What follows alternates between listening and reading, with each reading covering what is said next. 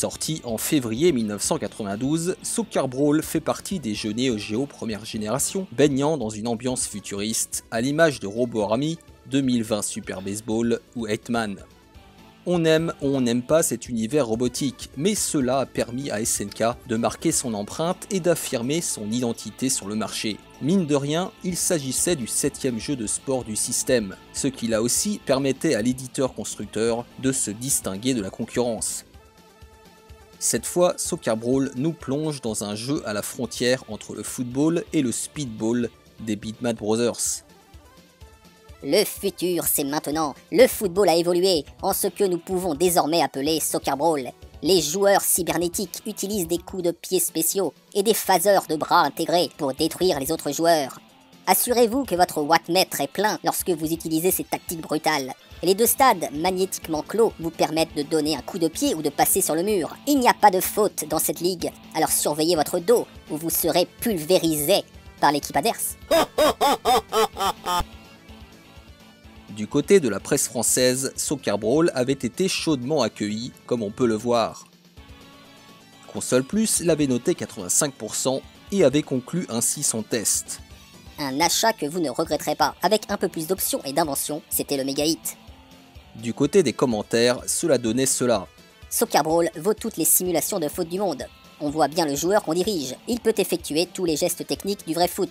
Les commandes sont ultra simples et l'animation est ultra efficace. C'est aussi beaucoup de baston, mais moi j'aime. Attention, Soccer Brawl reste quand même une cartouche de premier ordre, mais pas un chef-d'œuvre. Dans Joypad, on poussera la note encore plus haut avec ce 94%. Le jeu est également super violent. Pour s'en convaincre, il suffit de voir à quelle hauteur les tacles se font. En fait, on ne s'ennuie pas une seule seconde, que l'on joue seul, en mode tournoi ou bien à deux contre un humain. Si vous avez une Neo Geo, comme les autres simulations sportives sur cette bécane d'ailleurs, vous vous devez de posséder ce titre à condition de trouver un partenaire du même niveau que vous. Comme souvent avec les jeux Neo Geo, Player One jouait les rabat-joie de service et l'avait noté 71%. Encore une fois, SNK confirme sa place de leader des jeux d'action ambiance, mais il faut reconnaître qu'on a vu beaucoup mieux dans le genre. Si à l'époque le jeu pouvait légitimement apparaître comme une bouffée d'air frais, qu'en est-il aujourd'hui ?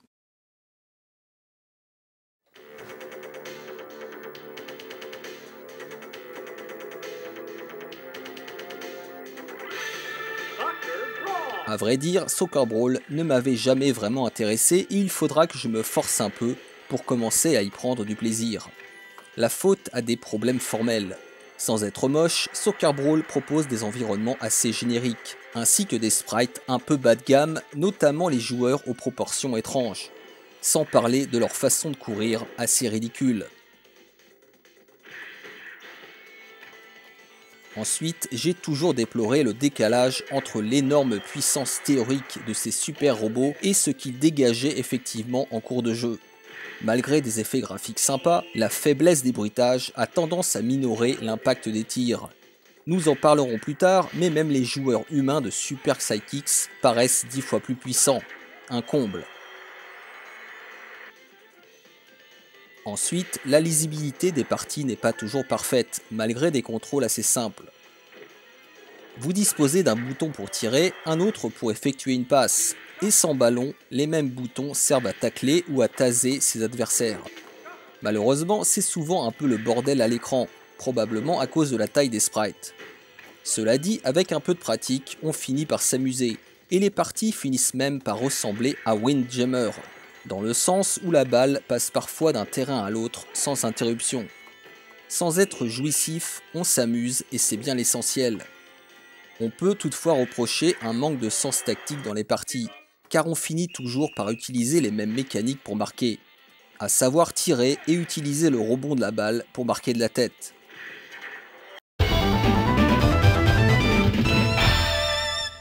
Versus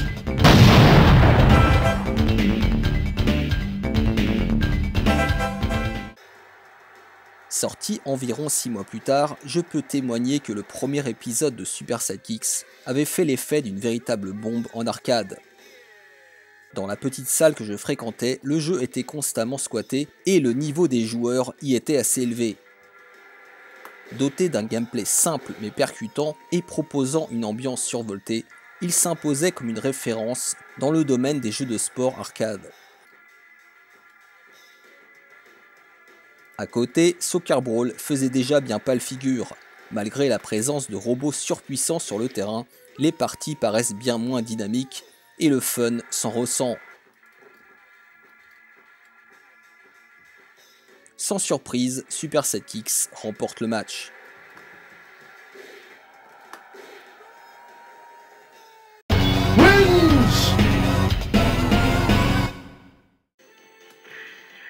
Bien entendu, Soccer Brawl développe tout son potentiel à 2 joueurs, et il serait tout à fait loisible de rajouter un point supplémentaire à sa note finale en mode multijoueur.